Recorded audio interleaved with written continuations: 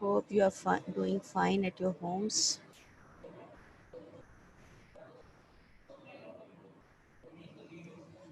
Now, बच्चों, today we are going to discuss the very important topic cardiac failure.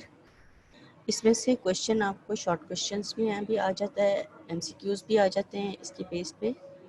बहुत simple सा है, if थोड़ा सा कंसंट्रेट करोगे तो आपको बहुत आराम से समझ आ जाएगा। कार्डियक फेलियर बहुत ही एक आम सी अब तो टर्म है। You can very well imagine कि कार्डियक फेलियर क्या है। बाय डेफिनेशन कार्डियक फेलियर क्या है? The failure of the heart to pump enough blood to satisfy the needs of the body. यानी हार्ट जो है is weak and cannot pump enough amount of the blood to all parts of the body so that they can satisfy the needs of the tissues in the different parts of the body। ठीक है, यानी ज़्यादा cardiac output नहीं है। अब इसकी causes क्या हो सकती हैं? Any condition that reduces the ability of the heart to pump the blood. कोई भी कंडीशन जो कि इस पे हो जाए कि हार्ट की पंपिंग एबिलिटी जो है ना वो कम हो जाए, वो हैम्पर हो, सफ़र करे, तो वो सारी जो हैं वो रीजंस बन जाती हैं कार्डिक फेलियर की। अब उसमें ये है कि या तो ब्लड सप्लाई उसको ना जारी हो प्रॉपर मायोकार्डियम को, तो भी उसकी कंडक्टिविटी अफेक्ट होगी और pumping ability of the heart जो है वो कम हो जाएगी। दूसरा ये है कि अगर हार्ट वेल्स जो है ना वो डैमेज्ड हो, प्रॉपरली फंक्शनिंग ना हो, तो भी उसकी पंपिंग एबिलिटी यानी फोर्स ऑफ कंट्रैक्शन जितनी हार्ट की होती है, कुछ है ये जितना ब्लड पंप आउट होना चाहिए वो अफेक्ट होता है, हैम्पर होता है। ठीक है।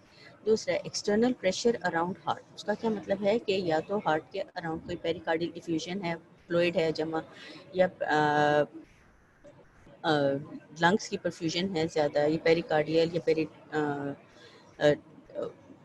अगर कोई ट्यूमर है, कोई लंप है, कोई कुछ है, यानी कोई भी अगर प्रेशर आउटसाइड द हार्ट है जिसकी वजह से हार्ट को एक्स्ट्रा एफर्ट करनी पड़ रही है to pump, that can also affect the pumping ability of the heart. Vitamin B deficiency. Vitamin B is very important in the muscle contraction and the energy derived for the heart. फिर उसके बाद आता है अगर कोई cardiac muscular disease हो, कोई भी इन्फेक्शन हो जाए, मायोकार्डाइटिस हो जाए, कुछ हो जाए, तो वो that can leads to decreased pumping ability of the heart. So cardiac failure by definition is the condition which occurs due to the decreased pumping ability of the heart. Causes क्या हो सकती हैं कि अगर कोई blood supply to the heart, coronary blood vessel का कोई issue है, कुछ है, यानी blood supply to the heart वो कम हो जाए, उससे पंपिंग एबिलिटी हो जाती है। मायोकार्डियल इन्फेक्शन हो जाए, मायोकार्डाइटिस वगैरह, डैमेज्ड हार्ट वेल्स हो जाएं, या अगर बाहर एक्सटर्नल प्रेशर है, पेरिकार्डियल इफ्यूजन वगैरह है, या कोई लंप है, ट्यूमर है, उसकी वजह से, और या विटामिन बी डेफिशिएंसी की वजह से पंपिंग एबिलिटी कम हो, दैट कैन, अगर सिवियर हो जाए, that can lead to heart failure. अब acute effects of moderate cardiac failure. अब होता क्या है कि मायोकार्डियल इन्फेक्शन जो होता है ना, that is a cardiac failure. तो उसमें क्या था, pumping ability of the heart is decreased which results in, अब जब भी कोई एरिया जो है कार्डिक मसल का या मायोकार्डियम का इन्फाक्ट हो जाता है, यानी उसको ब्लड सप्लाई कम जाती है, ऑक्सीजन सप्लाई कम जाती है, तो वो डैमेज होता है और एक इन्फेक्शन की फॉर्म में आ जाता है, और उसको उसका रिजल्ट ये होता है कि एक तो कार्डिक आउटपुट जो है वो कम हो जाती है क्योंकि पंपिंग एबिलिटी जो है वो अफेक्ट होती है, और damming of the blood in the veins, के ज़ाहिर है जब हार्ट में पंप नहीं कर रहा है तो पीछे जो वेन्स हैं उन पे प्रेशर ज़्यादा हो रहा है, तो उनमें ब्लड जो है वो जमा होना शुरू हो जाता है, पूल होना शुरू हो जाता है। ठीक है। सो मायोकार्डियल इन्फेक्शन जो है उससे दो उसके इफेक्ट्स हो सकते हैं। एक तो ये कि कार्डिक आउटपुट कम हो जाती है, और दूसरा ये कि damming of the blood in the veins होती है। अब एक फिगर है जिससे हम ये सारा एक्सप्लेन करेंगे। फिगर मैं आपको पहले दिखा दूं, ये है फिगर। ठीक है, इसमें आप देख सकते हैं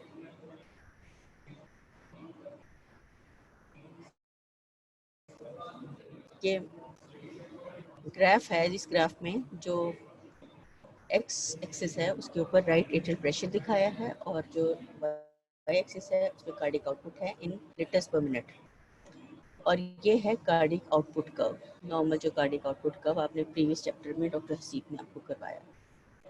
अब इसमें आप देखिए कि एक रेड कलर का कर्व है जो कि नॉर्मल कार्डिक आउटपुट कर्व है, एक ब्लैक कलर का कर्व है जिसके कि डिफरेंट पॉइंट्स हैं। ये राइट एट्रियल प्रेशर, ये राइट एट्रियल प्रेशर ये जहाँ पे जाके कंसाइड करता है the normal cardiac output curve, वहाँ पर वो रेस्टिंग फेज में ये दोनों वैल्यूज़ जब हार्ट एट रेस्ट होता है, तो यहाँ पर अगर आप ए पॉइंट पर देखेंगे तो कार्डिक आउटपुट जो है that is just at the level of 5 litres per minute, that is normal cardiac output. और अगर यही हम एक लाइन परपेंडिकुलरली ड्रॉ करेंगे नीचे की तरफ ए से, तो वो आके स्ट्राइक करती है ज़ीरो पे, राइट एट्रियल प्रेशर वाले लाइन पे, एक्स एक्सिस पे। इसका मतलब ये हुआ कि नॉर्मल कंडीशंस में, रेस्टिंग फेज में, जो कार्डिक आउटपुट है वो रहता है 5 लीटर्स पर मिनट, और जो राइट एट्रियल प्रेशर है वो ज़ीरो होता है। ठीक है, टॉप कर्व जो है वो that is the normal cardiac output curve under resting conditions, जिसमें कार्डिक आउटपुट जो है 5 लीटर्स पर मिनट है और राइट एट्रियल प्रेशर जो है वो 0 मिलीमीटर्स ऑफ मर्क्यूरी है। अब सपोज कार्डिक फेलियर हुआ है, एक्यूट फेज है, just after the cardiac damage, जो उस वक्त कार्डिक फेलियर हुआ है उसके जस्ट आफ्टर होता क्या है। अब उसमें आपको मैं इसमें देखिए, जो सबसे नीचे वाला कर्व है ब्लू कलर का, वो है just after the cardiac failure, acute phase. तो जो ब्लू कलर का है उसमें आप देखें कि ये इसमें कार्डिक आउटपुट को अगर हम लेके जाएं तो वो just at the level of 2 litres per minute है, कार्डिक आउटपुट 2 लीटर पर रह जाती है।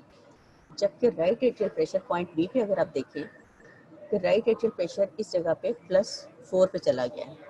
वाई इज इट सो, कि क्यों ऐसे हो रहा है?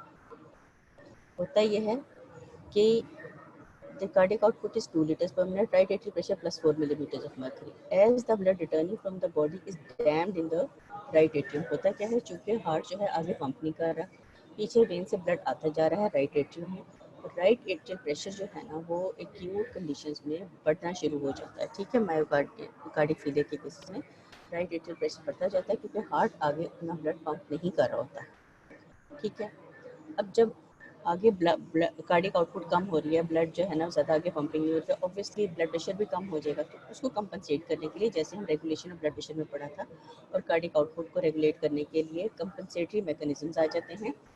वो कंपनसेशन कैसे होती है? By the sympathetic nerve reflexes.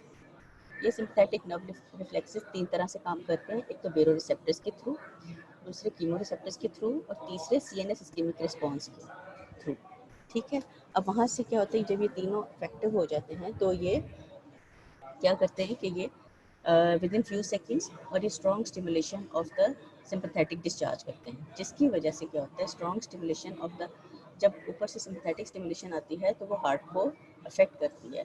अब ये स्टिमुलेशन जो होती है ना, normal portion of the heart को भी करती है, जो इन्फेक्टेड एरिया होता है या डैमेज पोर्शन होता है उसको भी अफेक्ट करती है। तो और दूसरे ये पेरिफेरी पे जो इसका इफेक्ट होता है कि ये पेरिफेरल वेसोकंस्ट्रिक्शन करती है बोथ इन द आर्टेरियोज और द वेन्स। वेन्स में जब ये वेसोकंस्ट्रिक्शन करती है, वेस्कुलर टोन बढ़ जाती है वेन्स की, तो उससे वेनस रिटर्न जो होता है वो बढ़ जाता है। जब वेनस रिटर्न बढ़ता है तो उसमें चूँकि blood coming towards the heart वो ज़्यादा हो जाता है, और with in the veins mean systemic filling pressure जो होता है ना वो राइज कर जाता है up to 12 to 14 millimetres of mercury, जिसकी वजह से इंक्रीज वेनस रिटर्न होता है। ज़ाहिर है ब्लड जो है वो टुवर्ड्स हार्ट आना शुरू हो जाता है एज अ कंपनसेटरी मैकेनिज्म।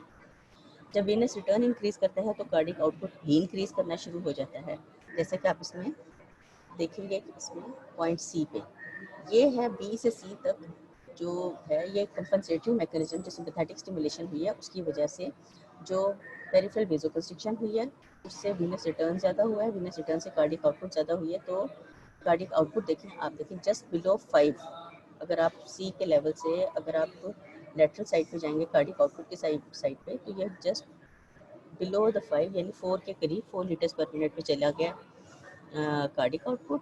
और इस जगह पे अगर इसको बी सी पॉइंट को परपेंडिकुलरली नीचे हम लेकर आएंगे एक्स एक्सिस के ऊपर, तो ये 4 से ज़रा आगे है, एंड दैट इज़ 5, तकरीबन 5 मिलीमीटर्स ऑफ मर्करी यहाँ पर आ जाता है विद द सिंपैथेटिक स्टिमुलेशन। ठीक है, अब हो क्या रहा है कि कार्डिक आउटपुट तो नॉर्मल की तरफ जा रही है, लेकिन इस कंपनसेटरी मैकेनिज्म के थ्रू जो कार्डिक हमारा राइट एट्रियल प्रेशर है कार्डिक फेलियर के केसेस में बढ़ता चला जाता है। ठीक है, कंपनसेशन तो हो रही है, फ़ायदा तो हो रहा है, लेकिन साथ ही साथ राइट एट्रियल प्रेशर भी बढ़ रहा है, क्योंकि जो है ना उतना ब्लड जो है ना वो आगे पंप नहीं हो रहा जितना होना चाहिए। नॉर्मल कार्डिक आउटपुट नहीं है, इसका मतलब है कुछ ना कुछ ब्लड पीछे रह रहा है एट्रियम में, इसलिए राइट एट्रियल प्रेशर बढ़ता चला जाता है। ठीक है, So the mean systemic filling pressure rises up to 12 to 14 millimeters of mercury, causing increased venous return and increased cardiac output at point C, showing कि कार्डिक आउटपुट जो है that is 4.21 litres per minute और right atrial pressure जो है 5 millimetres of mercury. अब maximum sympathetic stimulation 30 second तक होती है और उस दौरान वो हार्ट को कंपनसेट कर ही देता है कि टुवर्ड्स नॉर्मल ले ही आता है। अब इस दौरान क्या होता है, पेशेंट क्या एक्सपीरियंस करता है कि ये चूँकि एक्यूट फेज़ है, इसने जल्दी आना है और जल्दी चले जाना है और सारे एक्यूट मैकेनिज्म जो हैं वो हार्ट को कंपनसेट करने की कोशिश करते हैं to bring it to the normal. अब उस दौरान सिर्फ पेशेंट जो है वो सिर्फ left sided chest pain feel करता है या फेंटिंग हो जाती है, लेकिन सिंपैथेटिक स्टिमुलेशन जब होती है और वो रिकवरी होती है तो पेशेंट बाद में दैट अराउजेस और रिकवर हो जाता है। ठीक है, ये एक्यूट फेज में होता है और दिस में गो अननोटिस्ड भी जा सकता है। पेशेंट को हुआ है फिर वो रिकवर भी कर गया विद इन सेकेंड्स, लेकिन उसके आफ्टर इफेक्ट जो होते हैं वो हार्ट में रह जाते हैं, जो कि ओल्ड एज में बाद में पता चलते हैं। ठीक है, अब सेमी क्रॉनिक स्टेट भी रहती है। एक्यूट फेज तो हो गई, ठीक है, उसने कंपनसेट कर दिया, लेकिन अभी भी जो कार्डिक आउटपुट है वो नॉर्मल की तरफ नहीं आया। जब नॉर्मल की तरफ कार्डिक आउटपुट नहीं जाता तो इसका मतलब ये कि रीनल ब्लड फ्लो भी कम हो रहा है। रीनल ब्लड फ्लो कम हो रहा है जैसे कि हमने पिछले लेक्चर्स में देखा था, क्योंकि रीनल ब्लड फ्लो कम होता है तो उससे वो जो एक्सक्रीटरी कैपेसिटी होती है किडनी की वो कम हो जाती है और सॉल्ट एंड वाटर रिटेंशन होनी शुरू हो जाती है। तो ये फेज थोड़ी सी बाद में रहती है after the acute phase. So fluid retention by the kidneys in the recovery of the heart itself होती रहती है। अब renal fluid retention of the fluid का क्या कॉन्सेप्ट होता है कि जितना कार्डिक आउटपुट ज़्यादा होगा उतना ही जो रीनल आउटपुट जो होता है ना वो ज़्यादा होता है, और जितना अगर कार्डिक आउटपुट कम होता जाएगा तो रीनल आउटपुट कम होगा, यूरिन फॉर्मेशन कम होगी, एक्सक्रीशन कम होगी, तो सॉल्ट एंड वाटर रिटेंशन बढ़ जाती है। अगर 50 to 60% फॉल आ जाता है कार्डिक आउटपुट, यानी कार्डिक आउटपुट अपने नॉर्मल लेवल से हाफ पे चली जाती है, 2.5 लीटर्स पे चली जाए या इससे कम चली जाए, तो होता क्या है कि किडनी इसको किस तरह कंपनसेट करती है, क्योंकि जितना मैक्सिमम सॉल्ट और फ्लूइड जो है ना वाटर को कंजर्व कर सकती है वो करती है, और पेशेंट जो होता है ना उसको एंग्यूरिया हो जाता है, यानी यूरिन फॉर्मेशन होती ही नहीं है। ठीक है, और पेशेंट कंप्लेन करता है कि यूरिन नहीं आ रहा। ठीक है, अब क्या है कि माइल्ड कार्डिक फेलियर में ये है बेसिक मैकेनिज्म जो हो रहा है। अब मैं अगर किसी को खुदा न खास्ता माइल्ड कार्डिक फेलियर होता है तो उसमें क्या होता है कि फ्लूइड रिटेंशन इंक्रीज करती है, क्योंकि थोड़ा सा कार्डिक आउटपुट अगर नॉर्मल तक नहीं पहुंचता तो फ्लूइड रिटेंशन होती जाती है। अब ये वो मैकेनिज्म बता रहे हैं कि कब ये किडनीज किस तरह कंपनसेट करती है इसको। माइल्ड कार्डिक फेलियर में फ्लूइड रिटेंशन इंक्रीज कर देती है किडनी, उसके बाद increase mean systemic filling pressure increase कर जाता है, जिसकी वजह से increase the pressure gradient for venous return to heart, यानी जब मीन सिस्टेमिक फिलिंग प्रेशर यानी कि पेरिफेरल वेन्स के अंदर प्रेशर जो है ना रोज ज़्यादा होता है लेकिन हार्ट में कम होता है, तो ऑब्वियसली प्रेशर ग्रेडियंट के थ्रू जो ब्लड है from the veins towards heart जाता है। दूसरे चूँकि ज़्यादा अमाउंट ऑफ ब्लड होता है तो वेन्स जो होती है ना वो थोड़ी डिस्टेंड हो जाती हैं, खुल जाती हैं, तो इसकी वजह से उसके रेजिस्टेंस टू फ्लो भी कम हो जाता है। इसकी वजह से तेज़ी से बैकवर्ड फ्लो होता है towards heart in the form of Venus return. जब वेनस रिटर्न इंक्रीज कर जाता है तो कार्डिक आउटपुट भी इंक्रीज करता है। तो इस तरह ये माइल्ड कार्डिक फेलियर में किडनीज भी अपना रोल प्ले करती है along with the sympathetic stimulations. ठीक है, फिर मॉडरेट में क्या होता है, मॉडरेट में चूँकि थोड़ा सा डैमेज ज़्यादा होता है हार्ट का, तो उसकी पंपिंग एबिलिटी इतनी जल्दी रिस्टोर नहीं होती है, तो रिड्यूस ब्लड फ्लो चूँकि ज़्यादा डैमेज्ड है तो कार्डिक आउटपुट कम हुआ है, उसकी वजह से रिड्यूस ब्लड फ्लो है किडनी को, which results in decrease excreting ability of the kidney. ज़ाहिर है अगेन वही बात है कि किडनी जो है ना वो कम यूरिन बना रही है, ज़्यादा फ्लूइड वाटर रिटेंशन हो रहा है, जिसकी वजह से अब फ्लूइड वाटर रिटेंशन होने ज़्यादा से ब्लड वॉल्यूम बढ़ा होता है, तो जो वीनस रिटर्न ज़्यादा होता है, वीनस रिटर्न ज़्यादा होने से जो वर्कलोड है हार्ट पे वो बढ़ जाता है। अब वर्कलोड जब बढ़ता है तो हार्ट जो तो ऑलरेडी डैमेज्ड है, ठीक है, जब वो ऑलरेडी डैमेज होता है तो जो है सवेयर एडिमा होता है, यानी जो पीछे जो पूल हुआ हुआ होता है blood with in the veins, तो वहाँ से और स्मॉलर वेसल्स में वहाँ से फ्लूइड जो है ना वो एक्सूड आउट होना शुरू हो जाता है, फिल्ट्रेट होना शुरू होता है इन द इंटरस्टिशियल फ्लूइड। वहाँ पे जब वो एक्सूड आउट होता है तो उससे होता ये है कि एडिमा होना शुरू हो जाता है, यानी retention of the fluid in the interstitial fluid. ठीक है, जो कि अगर ट्रीट ना किया जाए तो जो एडिमा है वो फेटल भी हो सकता है और पेशेंट की डेथ भी हो सकती है। ठीक है, अब सवियर कार्डिक फेलियर में क्या है, अगर बहुत सवियर कार्डिक फेलियर हुआ है और larger portion of the heart जो है ना वो डैमेज हो गया, more than the that which has happened in moderate case. इसमें क्या होता है कि फर्दर फ्लूइड रिटेंशन हो जाती है which leads to increase. Further क्या होता है, चूँकि ज़्यादा और फ्लूइड रिटेंशन होती है तो वर्कलोड और बढ़ जाता है हार्ट पे।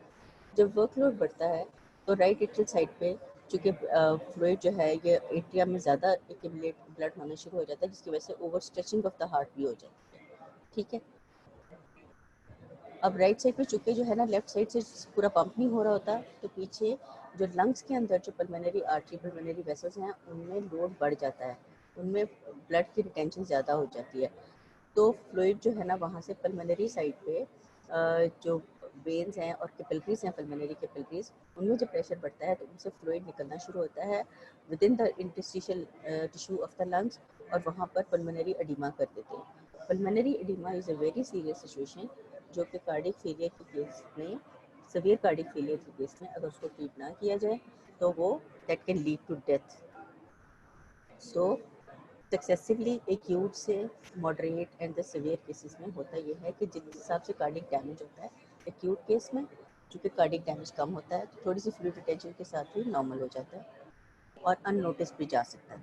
मॉडरेट केस में चूँकि डैमेज थोड़ा ज़्यादा होता है तो फ्लूइड रिटेंशन ज़्यादा होती है, फ्लूइड रिटेंशन से जो हार्ट पे लोड बढ़ जाता है, हार्ट पे लोड बढ़ता है तो पीछे एडिमा होने के चांसेस ज़्यादा होते हैं। अगर एडिमा को ट्रीट ना करें तो वो फेटल होता है। सीवियर केसेस में बहुत ज़्यादा डैमेज होता है, जो है back pressure on the heart वो भी ज़्यादा होता है, over stretching of the heart हो जाती है और सीवियर एडिमा होता है, पीछे पल्मोनरी एडिमा भी डेवलप हो जाता है और पेरिफेरल एडिमा भी डेवलप हो जाता है जो which can lead to death of the patient अगर उसको हम टाइमली ट्रीट ना करें।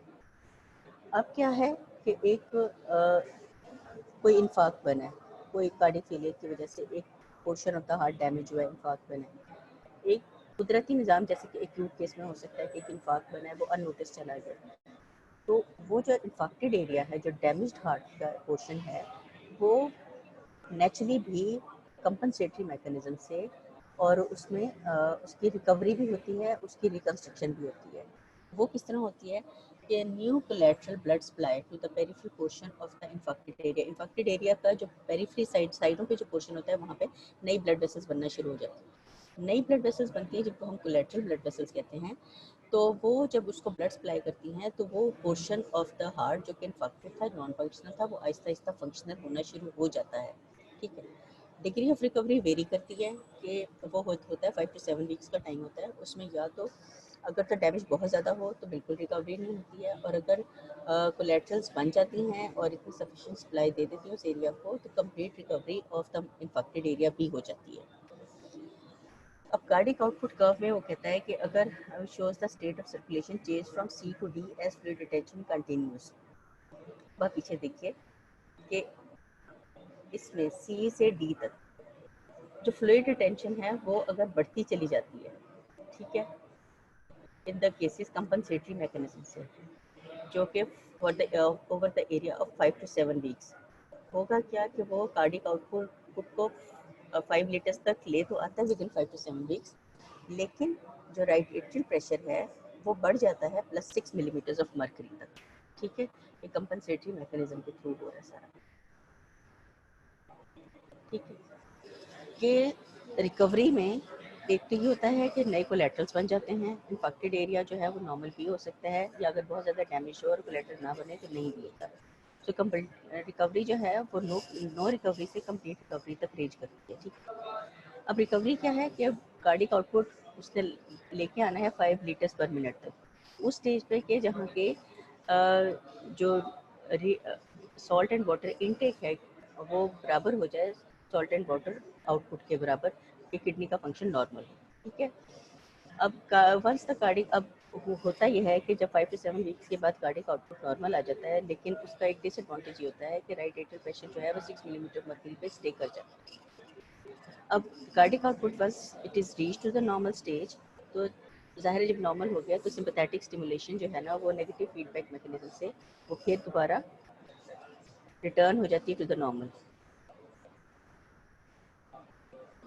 नाउ दो टर्म्स होती हैं हम जो कि कार्डिक फेलियर के केस में करते हैं इस्तेमाल, एक होती है कंपनसेटेड कार्डिक फेलियर और एक होती है डीकंपनसेटेड कार्डिक फेलियर। तो कंपनसेटेड कार्डिक फेलियर क्या होता है, ये होता है एक्यूट और मॉडरेट हार्ट अटैक्स में। कंपनसेटेड यानी कि जिसमें जो भी डैमेज हुआ है कुछ है उसकी कंपनसेशन हो गई है, यानी कुछ कार्डियक एक्टिविटी नॉर्मल की तरफ आ गई है। जब ये हो जाता है तो उस कार्डियक फेलियर को हम कहते हैं कंपनसेटेड कार्डियक फेलियर। ये होता है एक्यूट और मॉडरेट हार्ट अटैक्स में, जिसमें कि एक तो instantaneous effects of the cardiac damage. Instantaneous effects कौन से थे कि जो स्टिमुलेशन ये बेरो रिसेप्टर्स वगैरह की, कीमो रिसेप्टर, सीएनएस रिस्पॉन्स वगैरह जो आया है, जिससे कि सिंपैथेटिक स्टिमुलेशन को और सिंपैथेटिक सिस्टम को स्टिमुलेट कर दिया जाता है, ठीक है।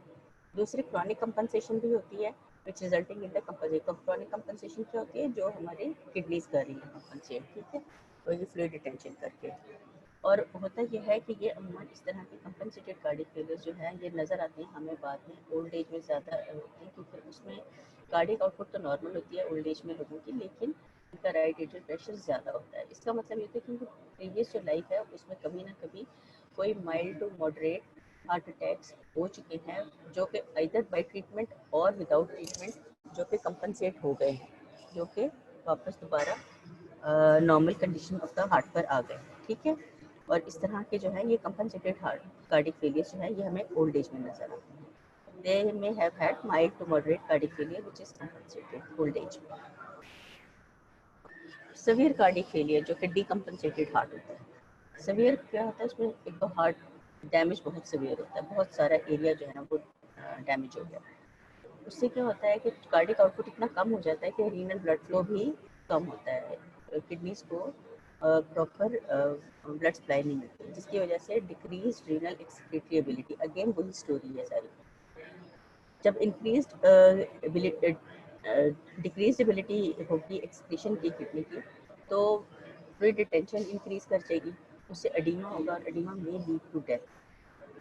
अब कॉज क्या होती है इसकी कि failure of the heart to pump sufficient blood to the kidneys. इसमें मेन कॉज ऑफ डेथ ही हो जाती है सीवियर कार्डियक फेलियर में, कि जो हार्ट है वो किडनीज को प्रॉपरली ब्लड सप्लाई नहीं कर सकता। अब नीचे जो एक ग्राफ है ये आप देखिए कि ये सीवियर कार्डियक फेलियर या डिकम्पनसेटेड हार्ट को रिप्रेजेंट कर रहा है। Greatly depressed cardiac output that indicates decompensated heart disease. Progressive fluid retention raises the right atrial pressure over a period of days and the cardiac output progresses from point A to EF until death occurs. अब इसमें देखिए जो हमारा x axis है उसके ऊपर right atrial pressure दिखाया है, जो कि -4 से 0, +4, +8, +12, +16, और जो कार्डियक आउटपुट है 0, 2.5 litre and 5 litres per minute. अब सीवियर कार्डियक डैमेज हुआ है, ठीक है, उसमें क्या है कि कार्डियक आउटपुट कर्व को क्या हुआ है कि वो चला गया है ऑलमोस्ट, जो पॉइंट ए पर देखिए तो कार्डियक आउटपुट जो है हमारा 2.5 लीटर्स पर मिनट पर चला गया। अब 2.5 लीटर्स के ऊपर जो हमारा राइट एट्रियल प्रेशर है वो भी बढ़ जाता है, ठीक है।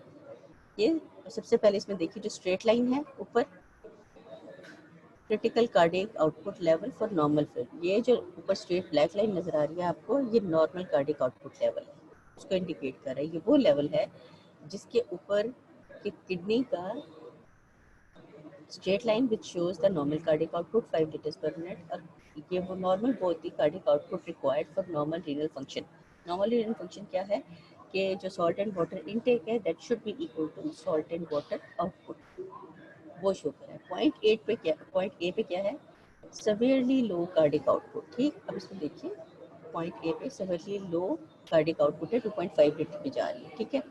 एट द सेम टाइम जो है इसका उसके बाद कंपनसेशन आती है बाय द सिंपैथेटिक डिस्चार्ज, जब भी पहले कंपनसेटरी मैकेनिज्म जो है वो एक्टिवेट हो जाती है, ठीक है। पॉइंट बी पे क्या है कि आप इसमें पॉइंट बी पर देखिए कि कार्डियक आउटपुट कर्व जो है ना वो थोड़ा सा ऊपर रेज किया है, ठीक है, ऊपर रेज करके तो ये थोड़ा सा कार्डियक आउटपुट थोड़ा इम्प्रूव किया है अप टू तकरीबन 4 लीटर्स पर मिनट पे जा सकता है, ठीक है, बट नॉट नॉर्मल।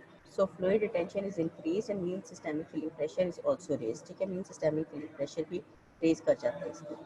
पॉइंट सी जो है इस पर वो देखिए after 1 to 2 days, 1 to 2 days पे क्या होता है फिर फर्दर इम्प्रूव करता है कंपनसेटरी मैकेनिज्म से, लेकिन नॉर्मल पे फिर भी नहीं टच कर रहा, ना ही पॉइंट डी पे ना ही पॉइंट ई पे। पॉइंट डी तक जो है ये कंपनसेटरी मैकेनिज्म है जो कि कार्डियक आउटपुट को लेके जा रहा है ऊपर तक 4 और 5 के दरमियान, but it's not touching the 5, यानी नॉर्मल तक फिर भी नहीं आ रहा। पॉइंट सी पे आफ्टर 1 to 2 days पे cardiac output 4.21 litres per minute है और right atrial pressure 7 millimetre of mercury तक चला गया है। और मैं दिखाती हूँ आपको पॉइंट डी जो है, इसमें फिर मोर फ्लूइड रिटेंशन है, कंपनसेटरी मैकेनिज्म है, right atrial pressure 9 millimetre of mercury पे, लेकिन cardiac output is still not normal. ठीक है, अगर आप देखिए इसको तो डी पर भी नॉर्मल पे नहीं है, लेकिन 9 तक चला गया है राइट एट्रियल प्रेशर। ठीक है,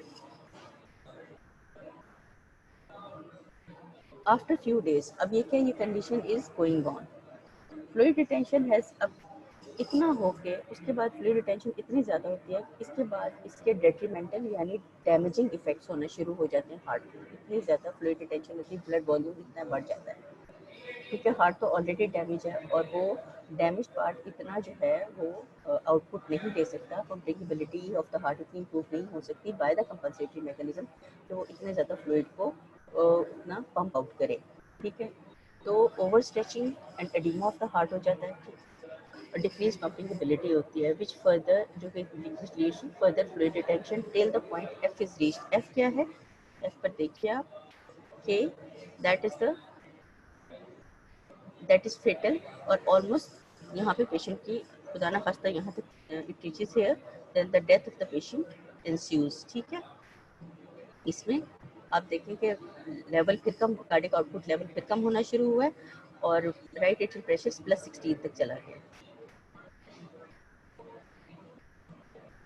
The cardiac output is less than 2.5 liters per minute, but right atrial pressure is 16 millimeters of mercury. That is the state of heart. इसको हम कह देते हैं the state of heart when compensation fails and cardiac failure continues. यहाँ पे compensation खत्म हो जाती है, cardiac failure जो है ना वो progress करता चला जाता है।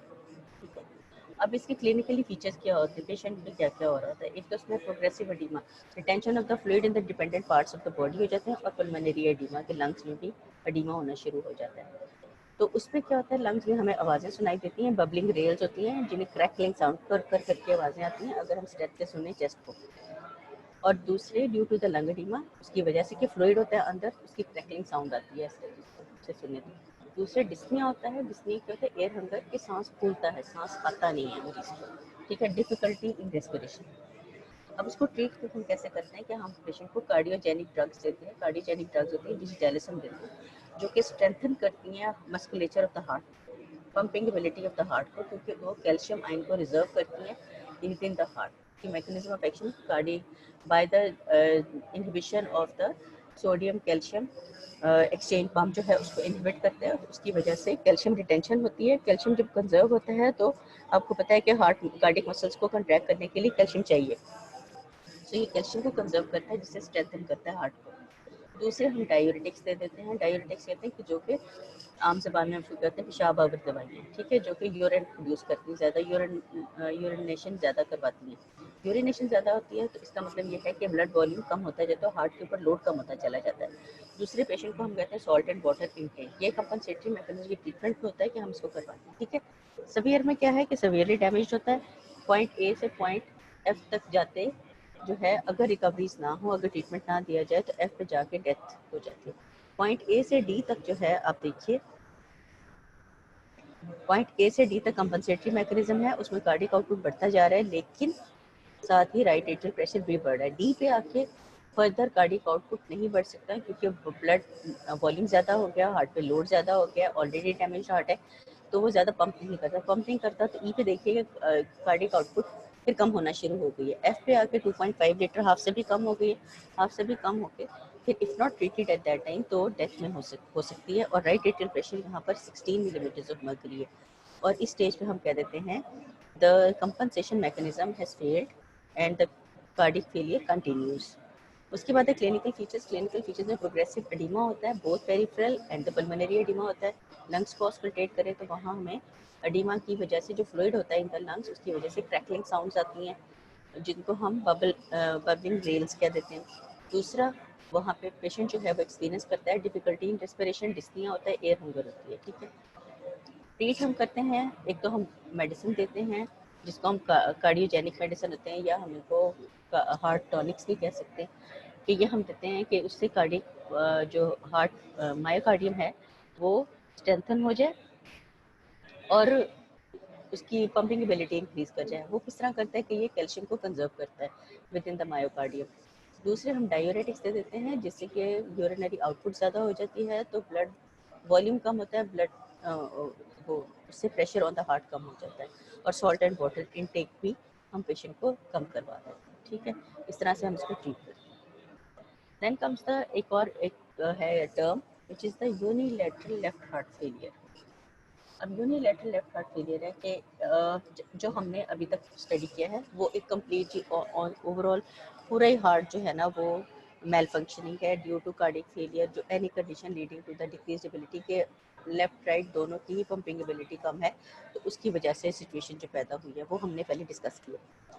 अब एक कंडीशन ये होती है कि लेफ्ट साइडेड जो है ना हार्ट फेलियर जो है वो हो जाए और राइट साइडेड ना हो। वैसे ये कम होता है, लेकिन ये होता है कि left side heart failure without concomitant failure of the right side, उसको हम कह देते हैं यूनिलैटरल लेफ्ट हार्ट फेलियर, यानी एक ही साइड का, यानी सिर्फ लेफ्ट साइड का हार्ट फेलियर है। ठीक है, अब उसमें क्या होता है कि ब्लड जो है वो राइट साइड से पंप हो गया, राइट साइड तो ठीक है, राइट एट्रियम में आया ब्लड, राइट वेंट्रिकल में आया, वहाँ से निकल के पल्मोनरी आर्टरी के थ्रू ये चला गया, blood is pump into the heart.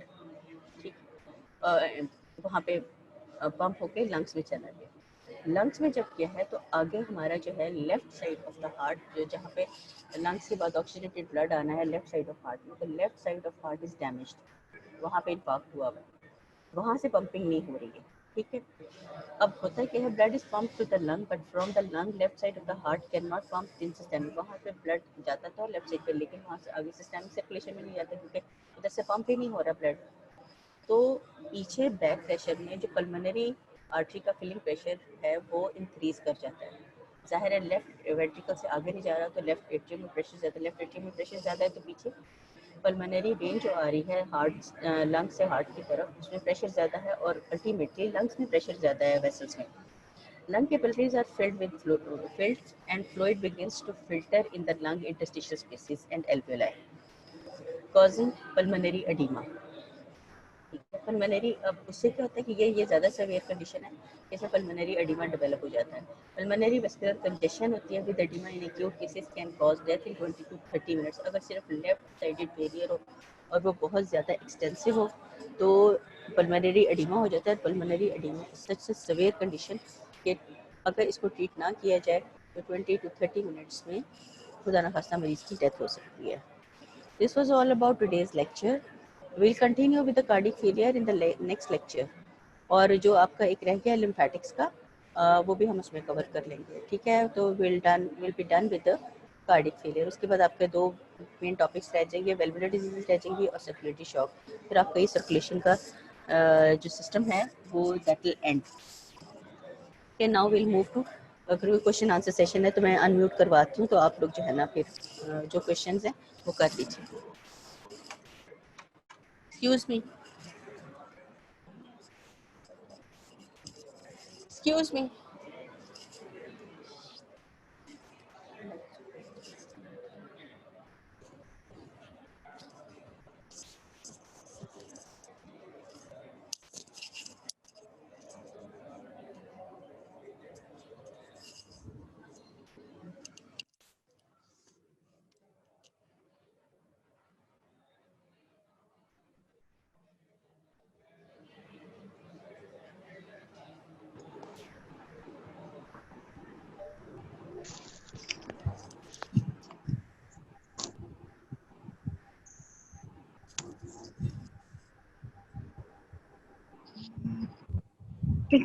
सारियां मार की इतना गंदा कहनी है, पक्की तो नहीं लानी।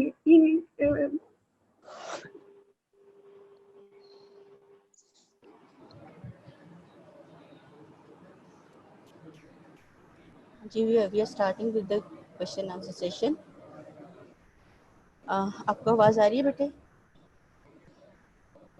हेलो,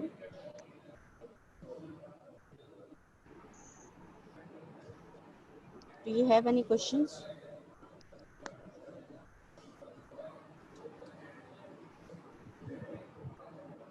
अगर आज के लेक्चर में कोई आपको प्रॉब्लम है, कोई डिफिकल्टी है, just let me know so that I can discuss the things again. और यह सारा समझ आ गया?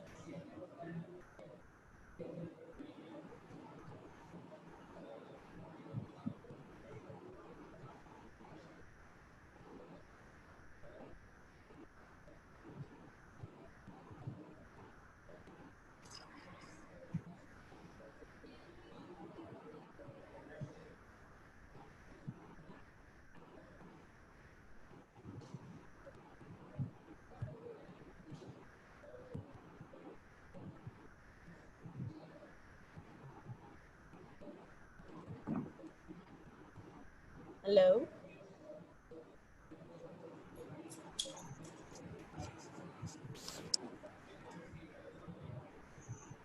So I think there are no questions today. If you don't ask me, I'll take it as you have understood the things, and we'll move on to the next lecture next time. Okay, thank you. God bless you. Allah Hafiz.